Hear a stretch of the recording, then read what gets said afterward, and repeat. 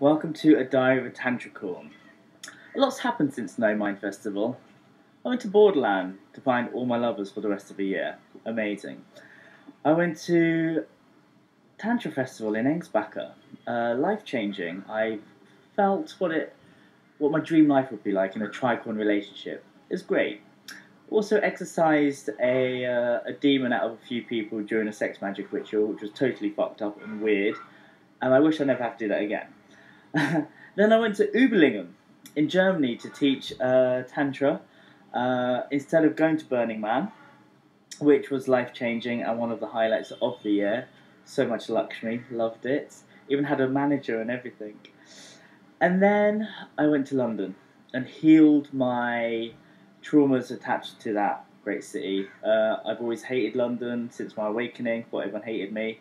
But I went there, did a big clearing at the River Thames, released all of that, and ever since then my life's changed, and I love London now, and I have everything I had outside of London, which is Tantra buddies, lovers, and abundance of clients and everything. And now I have that in London. Now I don't have to run away from there. Then I went to Ibiza Tantra Festival to be a healer. It was amazing.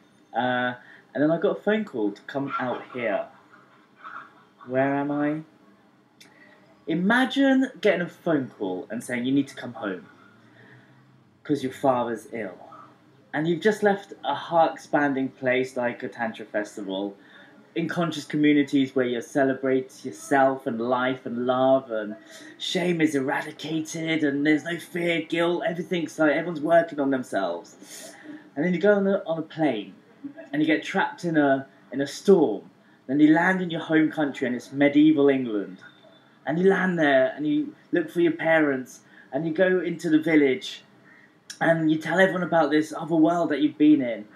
And they go, you're crazy. And they try to tell them that women and men are equal, that there is no heaven and hell.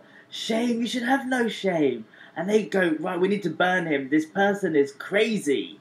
And you look weird, you look different to everyone else. And then imagine, it's not an imagination, and you're in Bangladesh.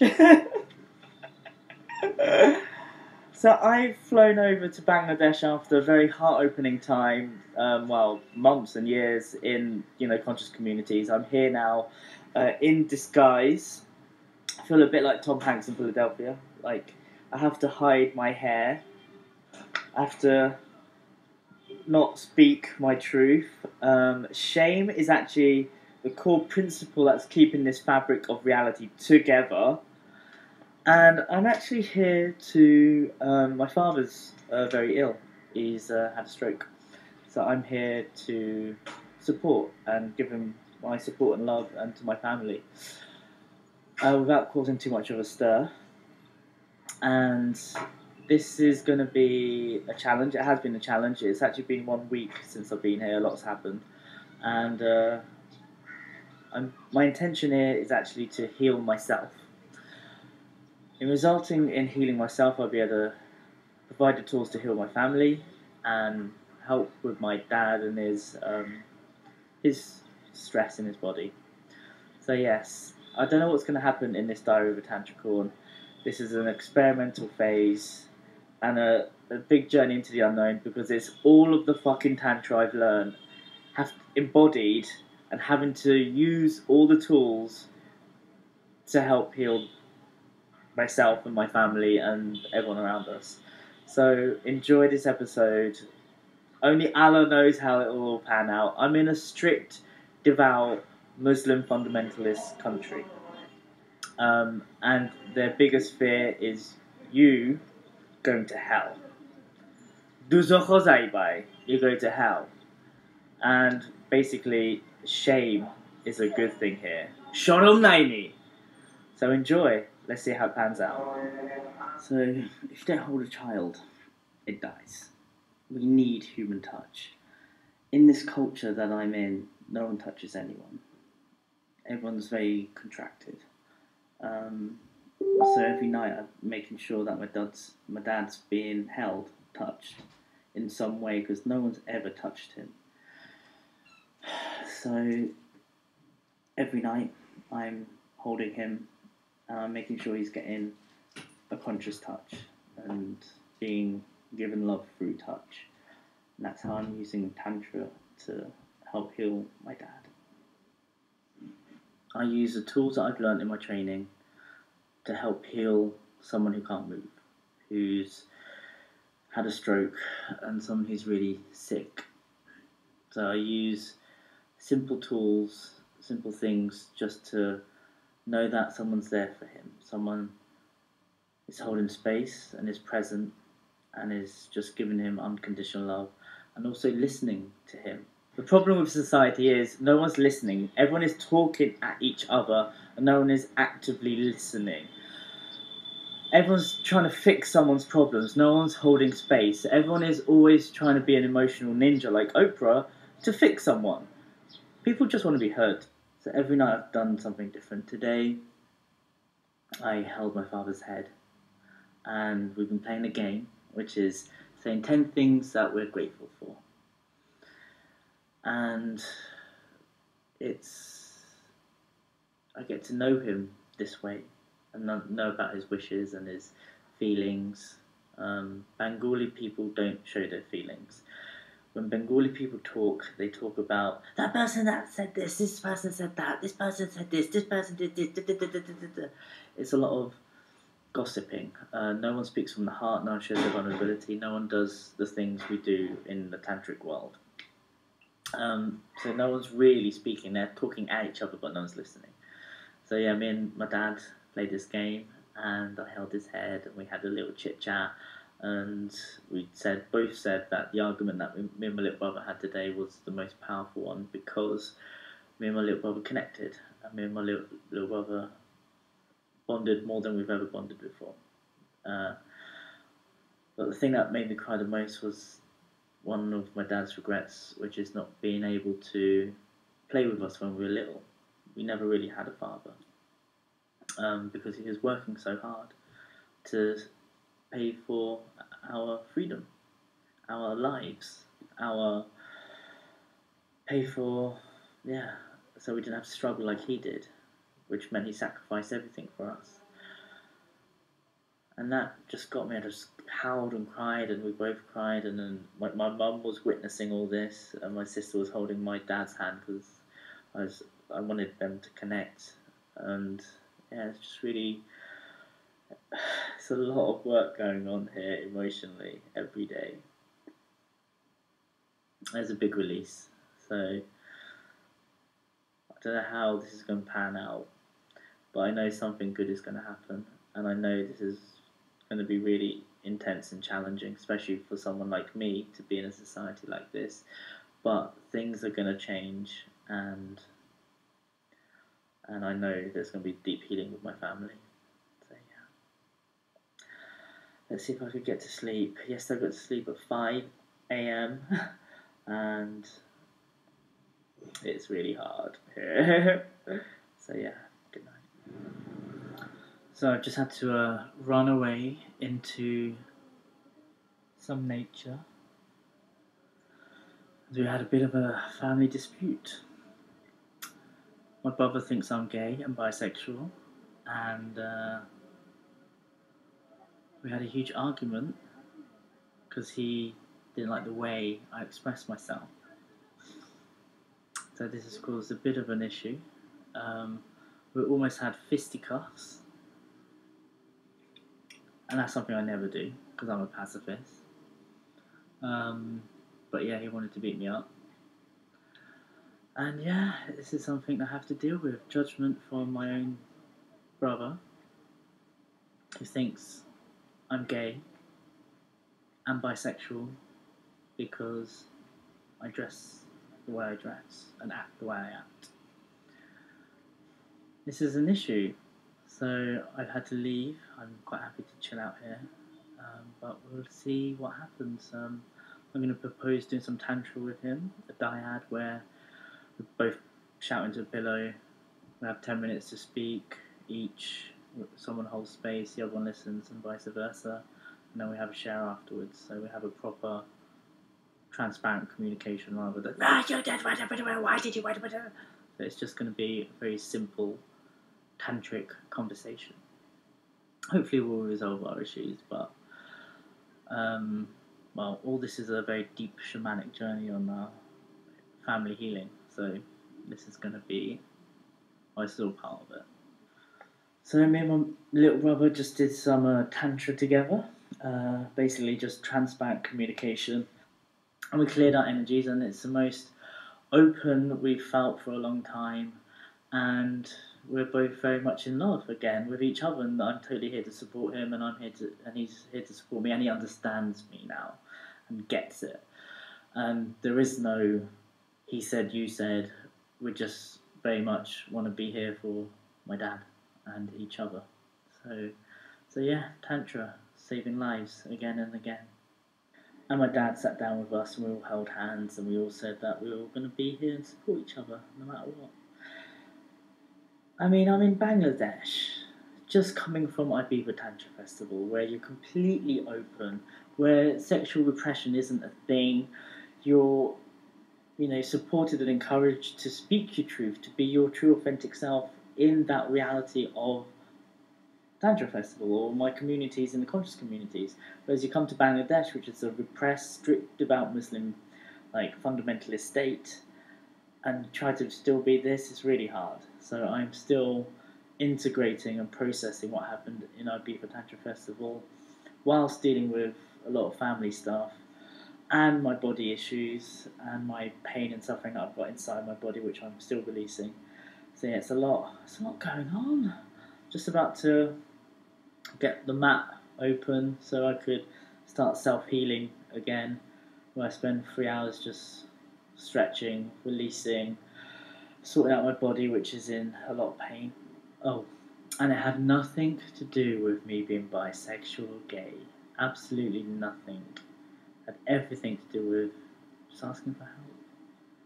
To be there as a brother and to support him. That's all it was.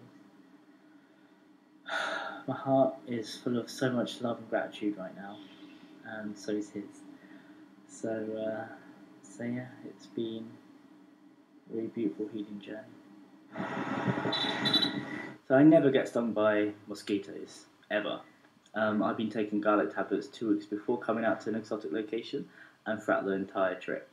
This time around was an emergency, so I never actually took any garlic tablets until I landed. Which means I've been getting stung for the first time, which is very unusual, but it also shows that hippie technology works rather than paying a fortune for malaria tablets and other things like that, and sprays and things. So yes, garlic tablets, spiritual life hack. Cinnamon and lemon, that's how you keep the mosquitoes away in the house. If you type in Sillet in Google Images, you'll see this. All we are is a bag of bones and a bunch of stories. But don't let the stories define who you are. I'm here to begin a new chapter, to heal what I have with my family. Today we did a sharing circle.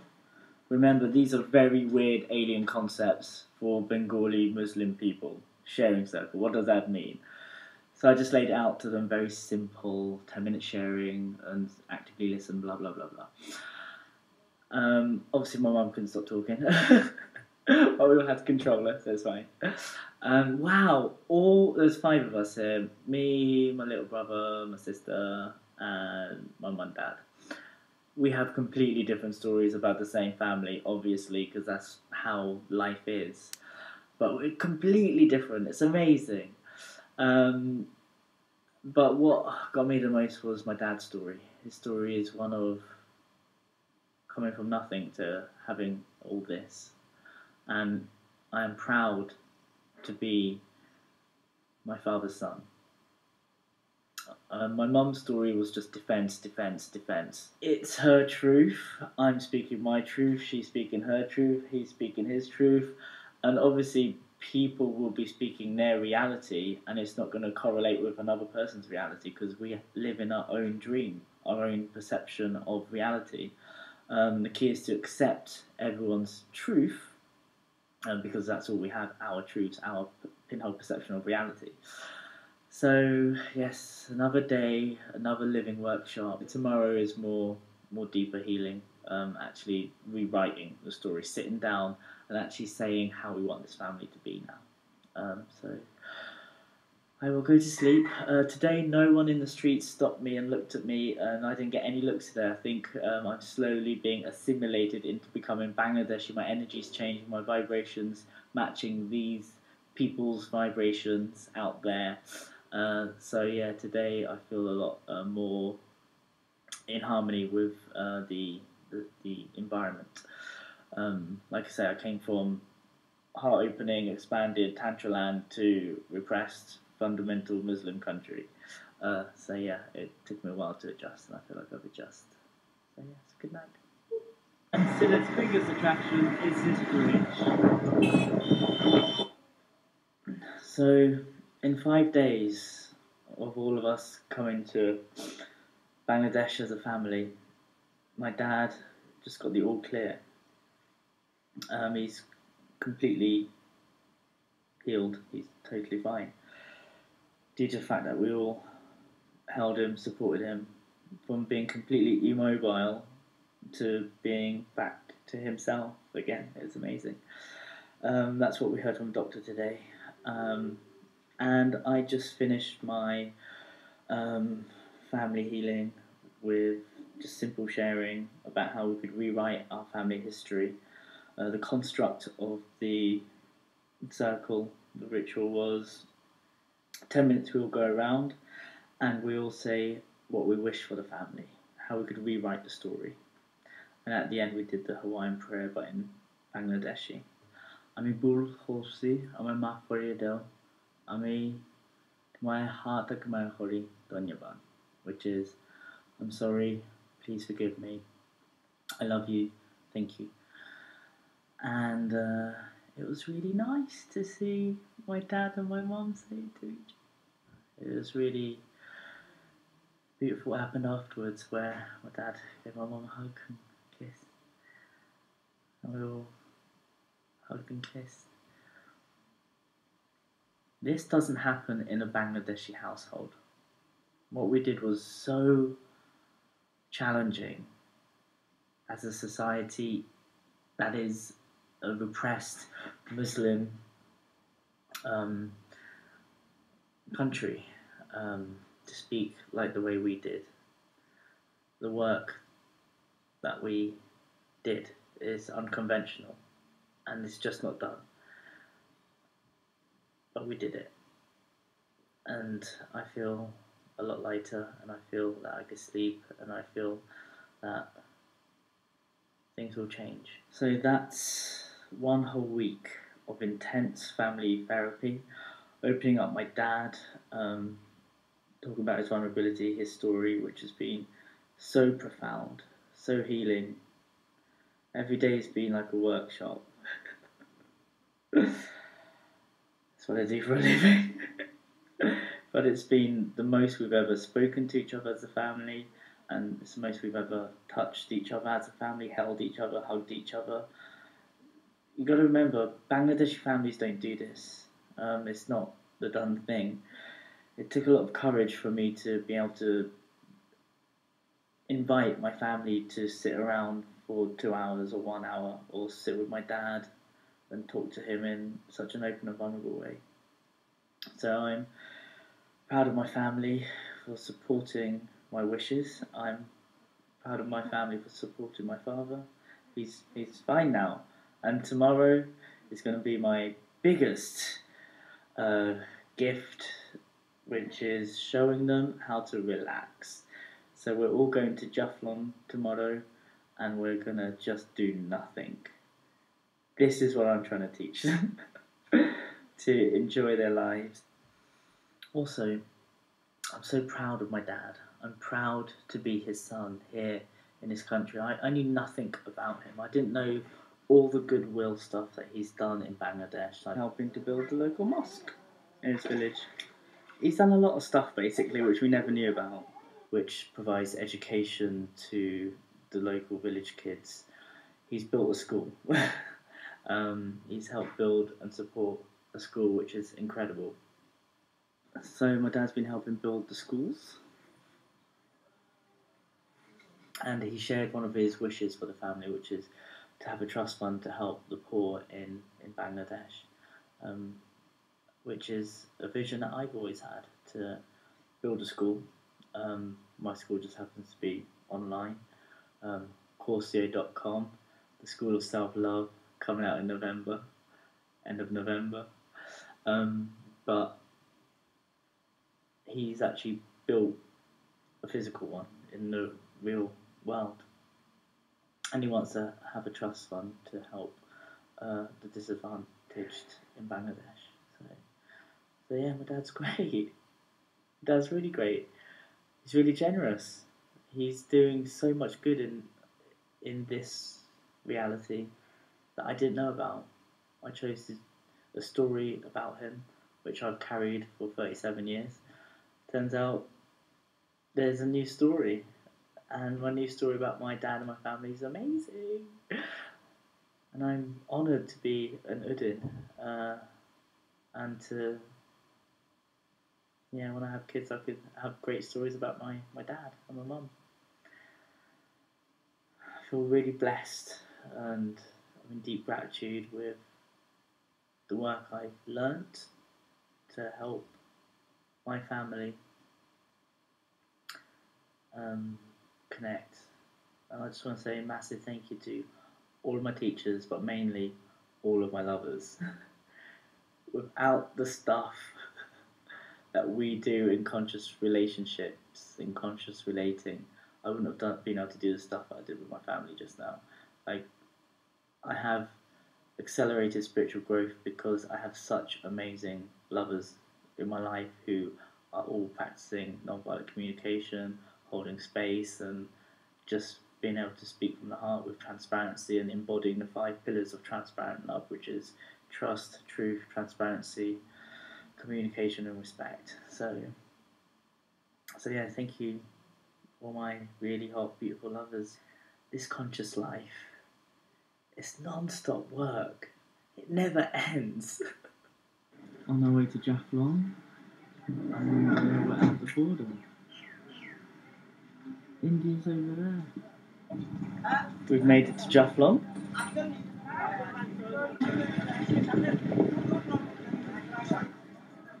A week ago, I never thought that I'd be able to bring my dad out to something like this, because he couldn't move. And now he can. He even sat on a rock. It's great.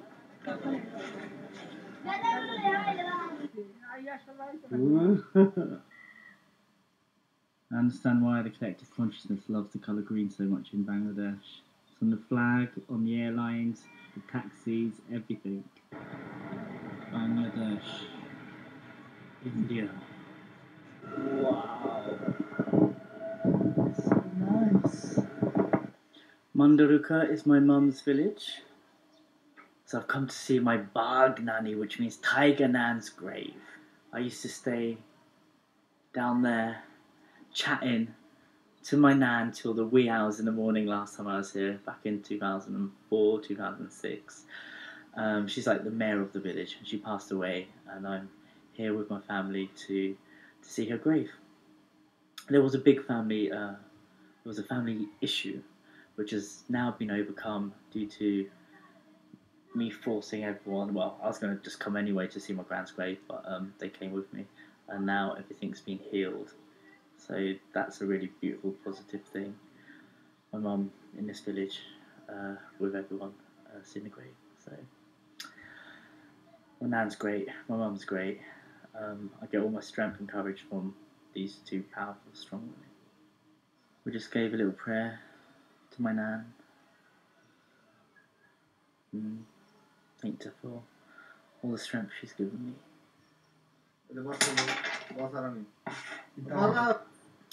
So I'm in Fodnafu, my dad's village, where it all began for me and my family. My dad left this village many moons ago to help build a future for my mum and my older brother and my sister that were born just down there. So yes, this is where it all began for us Uddins. This is the first time where it's been really quiet in Bangladesh. Finally, some peace. It's constant noise in Sylhet. everyone's shouting, there is no nature. And now, I found some in my dad's village. So, this is all my father's land, all the way here, and all the way down to there. So I have land. Do I want to build a conscious community in Bangladesh where it's totally repressed and do Tantra here? So this is my father's side's grave. My granddads are in there, my uncle and auntie. So I'm not that close to my father's side, but I am close to my mother's side. But just like Game of Thrones, it's all about the father's side and the sons. The more sons you have, the more power you have. So a lot of people in the spiritual community do a great thing called a spiritual bypass. They do 7 ayahuasca retreats, 13 vipassanas, and 29 cambos, and all the courses on the planet. And yet, they're still fucked. Mainly, I believe it's because they're not going to the root of the cause, which is their mummy and daddies. So this trip, I've literally been using all the tools I know to connect with my mum and dad, my brother and sister, to actually use these tools that I've embodied, and as a facilitator and a son and a brother, I've able to invite my family into this world by using very simple language to allow them to be vulnerable and open, and in that way we're able to share from the heart and let go of a lot of emotional release and heal a lot of the past stuff and talk about all the things that have happened in a very open, relaxed, adult way, loving way, coming from the heart. So my invitation to you guys is to go to the root of all your issues, your mom and dad, and have a little chit chat with them. Share from the heart. Get them to share instead of talking at them, which is what we do as kids, and blame them for everything. We need to talk with them and actually thank them for everything. Like, without my background, my upbringing and everything, I wouldn't be the man I am now. And I finally identify myself as a man. I was once a lesbian trapped blessed in a unicorn's body. So yeah, use these tools, and instead of just going to a retreat workshop for a week and then forgetting everything, go and use them with the people that have affected you. Take action is what I'm basically trying to say.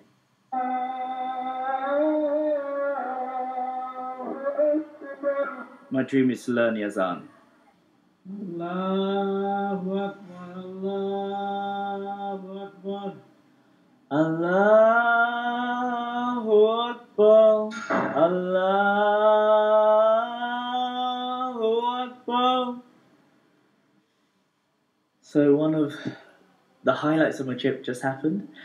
My dream was to learn the azan, and my dad just taught me, and we both cried. I'm learning like Hindi mantras and stuff like that. I do kirtan, spiritual karaoke, so I might as well learn what my parents are doing, which has been a strict devout Muslim, but the call to prayer is one of my favourite things. Me and my dad did it, call and response, and it was so nice. That for me was my dream come true. So Sarah Zoltash, if you ever watch this, thank you for inspiring me to connect with my dad through song and prayer. Thank you. One of the biggest healing things has literally just happened. I closed the door and let out a big Allahu Akbar azan. And I came out and my mum said, "Wow, you rocked the house with your voice, it's so beautiful." What no one knows is my little story. When I was 8 years old, it was Christmas, full moon. Me and my mum were looking at the full moon and I started singing a Christmas carol.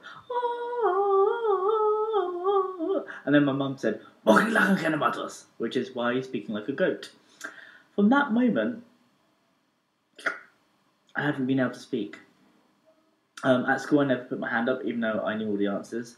I worked in advertising for 15 years, so when we had a brainstorm, I had all the answers, and I couldn't say anything in a brainstorm. I had to email my bosses afterwards and say, "Hey, I've got this idea," and then we'll win the pitch. So, since my awakening, I've been working on my Vishuddha, my throat chakra, singing spiritual kirtan is one of my favourite things, and I cry every time I hit a note. Mainly because every time I hit a note, it's like a big fuck you. You all said I couldn't do this, couldn't do that, da da da da da da.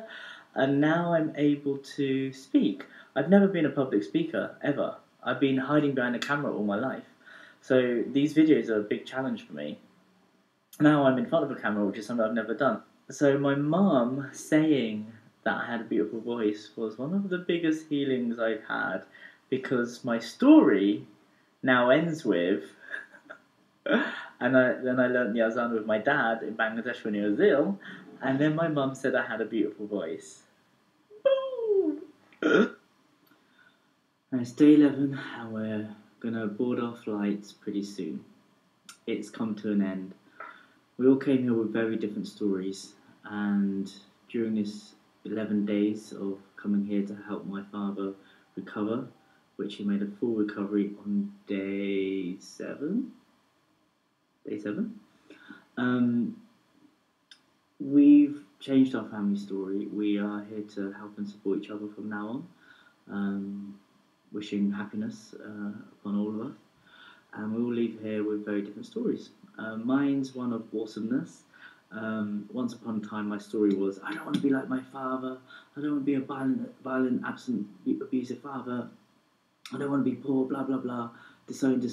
But I also knew that I was my father's son, and I do act a lot like him, as in I've got the best elements of him, which is I'm really, really, really hardworking. To the point that I sacrifice everything for work. But now, after seeing all his accomplishments and how much people love him here, and the fact he's built a school and built a mosque and everything, I'm proud to become like my father.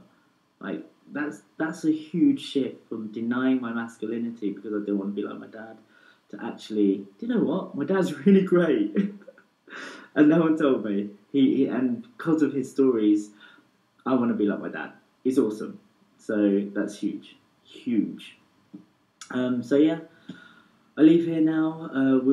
Me and my family will be leaving here, all of us with different stories of what happened here. My story brings me immense joy and happiness, and I hope my story will help other Bangladeshi families connect to their mums and dads, and other families connect with their mum and dads with some simple tools on how to communicate better with our parents. So I'm off to London. I'm not going to China to assist at a retreat, or I might establish myself in London a bit more. I've got some filming stuff to do, like ITV and stuff like that. So who knows what's going to happen? And this came out of the blue, and what a gift it was. Challenging, but everything has its purpose, and there is no coincidences. So I shall bid you Khodabiz, and I look forward to getting back to my urban retreat space, the Crystal Castle. Let us all have a lovely healing, and everyone, hug your moms and dads.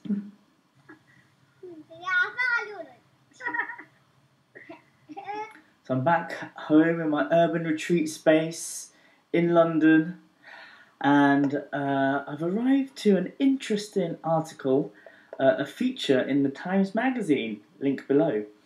And also please subscribe. But most importantly, there is a please giving charity fund for my dad's mosque and school that we're all trying to help build, to raise more awareness and help actual people in actual places in Bangladesh that are affected by lack of education. So please do donate below. Thank you very much, and I love you all.